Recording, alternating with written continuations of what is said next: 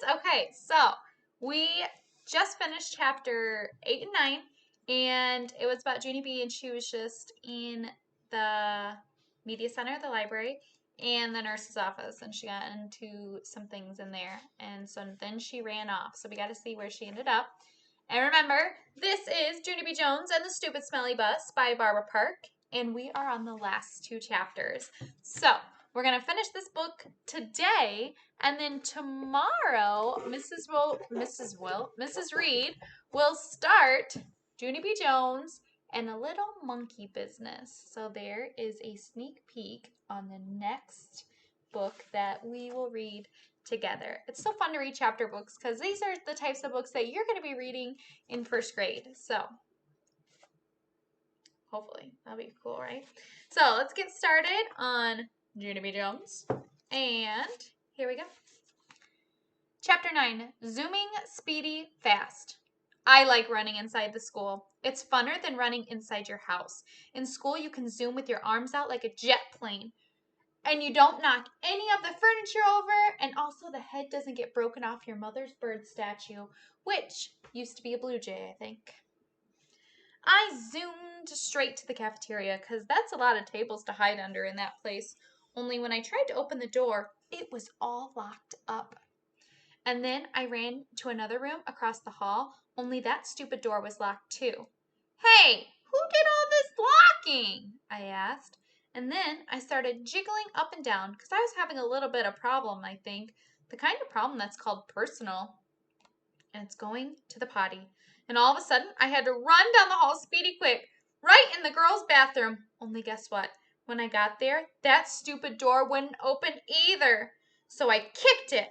And I hanged on the handle because I weighed 37 pounds. Open up and I mean it! I yelled. But the door kept on staying shut. It's an emergency! I shouted, and then all of a sudden I remembered that boy I can beat up because he had an emergency too. He got to go in the boys' bathroom. So I zoomed across the hall and I pulled on the boys' bathroom door. But that thing was locked too. Stupid doors! I hollered. After that, I started to jiggle up and down very fast. Oh no, I'm gonna have an accident in my skirt that looks like velvet!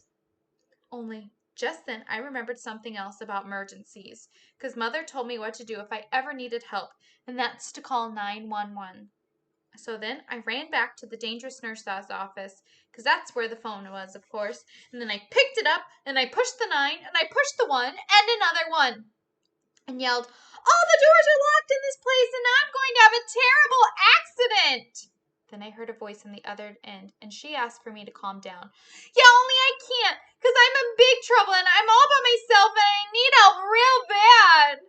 And then the lady said to calm down again, except I couldn't stand still, and so I just hung up and ran out of there, and just kept running and running till I got to the big doors at the end of the hall, and then I run right outside, because maybe there might be a little toilet out there or something, except I didn't see one, and all I could hear was sirens. Loud sirens were all over the place, and they kept getting closer and closer, and then a big fire truck came zooming right around the corner, and a white police car, and a fast red ambulance. And guess what else? They turned right into the school parking lot. And so I stopped jiggling for a second, and I sniffed in the air, only I couldn't smell any smoke. And then I heard a grouchy voice. Hey, hold it, Missy! It yelled, and then I got very scared inside, 'cause Missy's my name when I'm in trouble. I turned around, and it was the man with the cane. The can. He was running at me.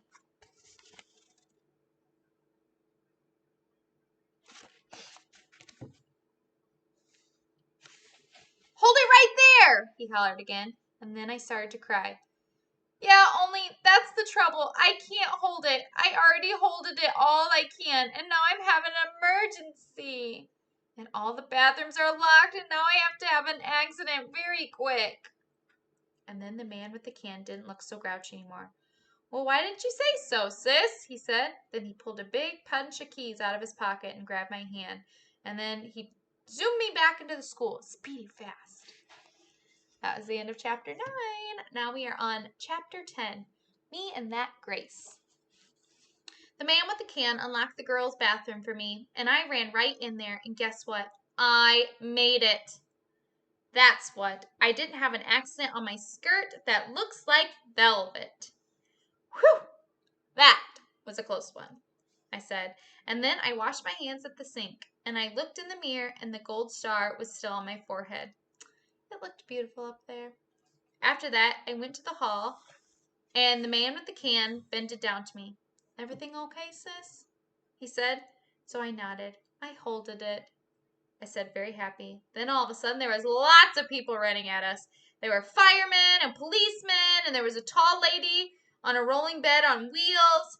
Hey, I said to the man with the can. What happened? Did someone get run over in here?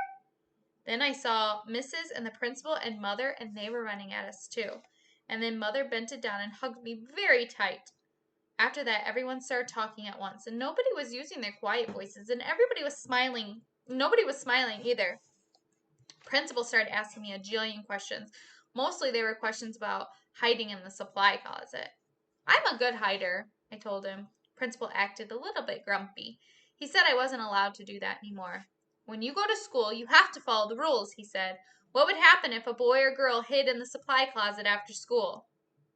It would be very smushy in there, I said. Then he made his eyes frowny.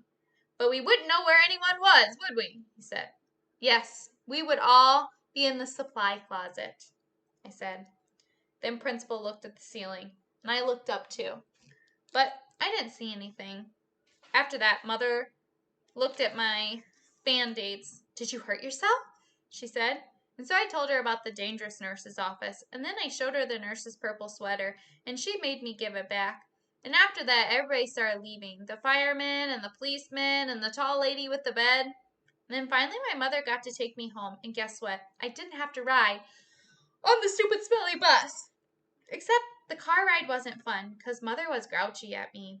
I'm sorry the bus isn't fun for you, Junie B, but what you did was very, very wrong. Didn't you see all the commotion you caused? You had a lot of people very scared. Yes, but I didn't want chocolate milk poured on my head, I explained to her. That's not going to happen, growled Mother, and you can't just suddenly decide for yourself not to ride the bus.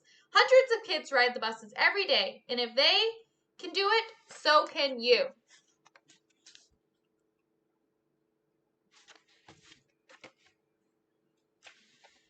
Then my eyes got wet again. Yeah, but there's meanies on that thing, I said all sniffly. Then Mother stopped being so growly. What if you had a friend to ride with? She said. Your teacher told me there's a girl in your class who will be riding the bus for the first time tomorrow. Maybe you could sit together. Would you like that? I made my shoulders go up and down. Her name is Grace, said Mother. Grace? I said. Hey, I know that Grace. I learned her today. And so when we got home, Mother called that Grace's mother, and they talked. And then me and that Grace talked too. I said hi, and she said hi, and she said she would sit with me. And so tomorrow, I get to take my little red purse on the bus, and I get to put it on the seat next to me so nobody will sit there. Nobody except for that Grace, of course. And then she and me might get to be buddies, and we can hold hands, just like me and Lucille. I would like that, I think. And guess what else? Tomorrow, I think I might like that yellow bus a little too. And that is the end of our book. Yay, we finished it. So I hope you enjoyed the first book of Junie B. Jones, and that you will tune in tomorrow when we start our second book of the series, Junie B. Jones and a Little Monkey Business. So this will be fun. So have a great night, friends. I will see you tomorrow. Bye.